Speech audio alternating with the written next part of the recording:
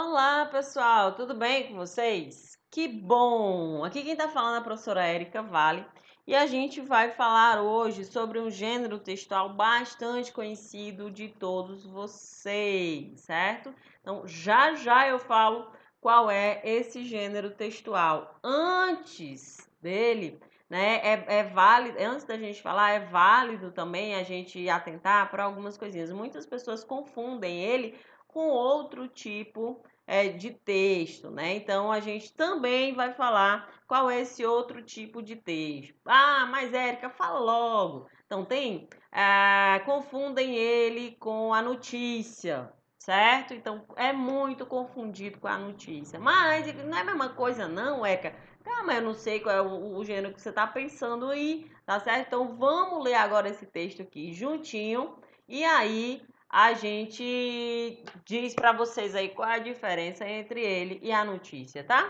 As línguas do Brasil. Conheça algumas línguas que enriqueceram o vocabulário do português brasileiro. Árabe, iorubá, tupi, cantonês, catalão, provençal. A cada vez que você abre a boca para falar o bom e velho português brasileiro, acaba soltando palavras dessas línguas e de outras 30. Isso por baixo, já que ninguém sabe ao certo quantas línguas tiveram termos aportuguesados desde o ano de 218 a.C., quando os romanos apareceram na Península Ibérica e começaram a formar o que seria a língua portuguesa.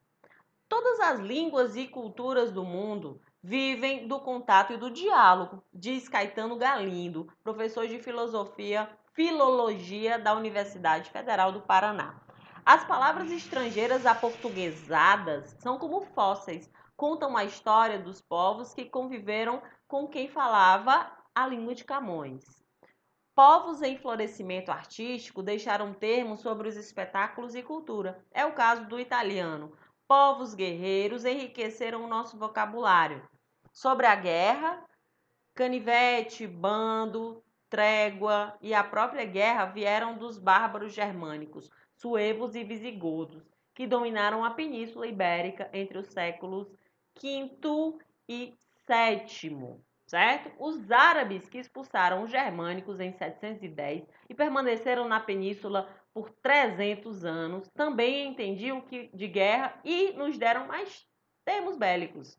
Mas a sua maior contribuição ao português foi de termos relacionados à tecnologia. Na época, sua civilização era tecnicamente muito superior à europeia. As novidades que eles levavam para a Europa ficavam registradas na língua. Por exemplo, alicate, alicerce, azeite, quase todas as palavras começaram com A, pois eram faladas depois do artigo árabe al. Até a preposição até veio do árabe, um caso raro de empréstimo linguístico. As línguas indígenas e africanas também deixaram sua marca no Brasil. As indígenas descrevem natureza exuberante para a qual os europeus literalmente não tinham palavras. E as africanas impregnaram nossa cultura, especialmente a religião e a culinária. Hoje, muita gente acha ruim a influência inglesa na língua. É verdade isso. Nacionalismos à parte, esse pessoal vai ter que suar muito se quiser mesmo livrar o português do Brasil de todos os estrangeirismos, né, gente? Então, esse texto, ele foi publicado na revista Super Interessante, né? Na matéria chamada As Línguas do Brasil, do Leandro Narlock, certo? Então, pessoal, o que é que vocês acham aí? Vocês já viram algum texto parecido com esse?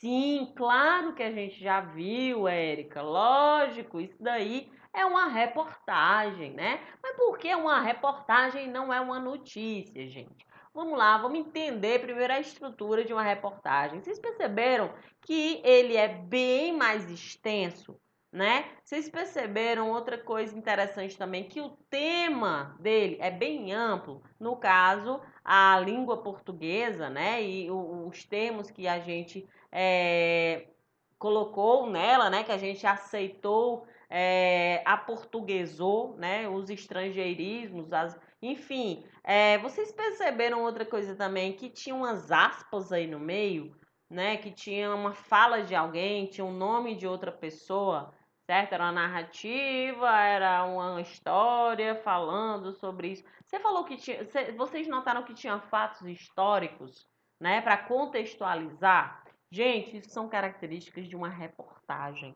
tá? Então a reportagem ela é um texto muito mais longo do que uma notícia, tá? A notícia costuma ser. E outra coisa, antes que eu me esqueça, certo?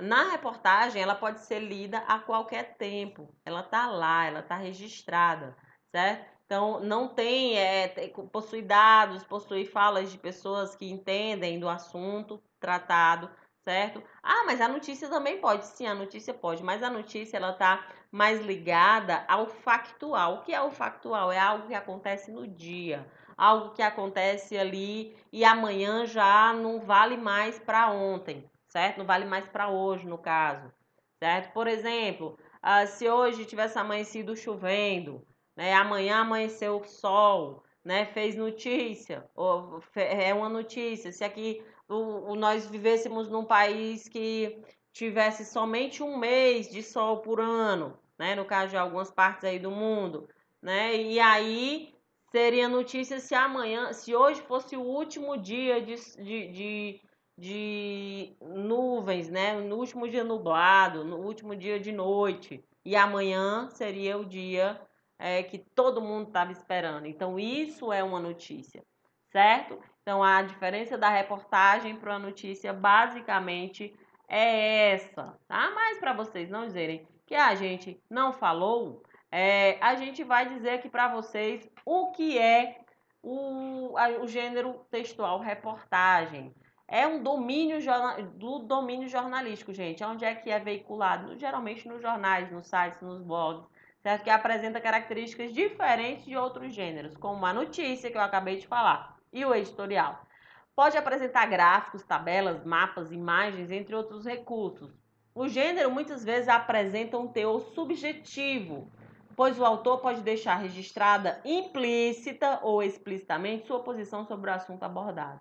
Citações provenientes de entrevistas, opiniões de especialistas, dados de pesquisa ou registros em órgãos oficiais são alguns dos recursos que cumprem a função de dar à reportagem o caráter de legitimidade. Esse gênero pode ser encontrado em jornais e revistas no formato impresso ou eletrônico, bem como em telejornais. Foi isso que a gente acabou de falar. Ok, pessoal? Lembrem-se sim das características da reportagem. Texto longo, né? Mais elaborado, tá certo? Sobre assuntos que não tem prazo de validade, entre aspas. Ok, gente? Tudo bem? Então fiquem bem e um grande abraço. Já já a gente se vê novamente. Tchau!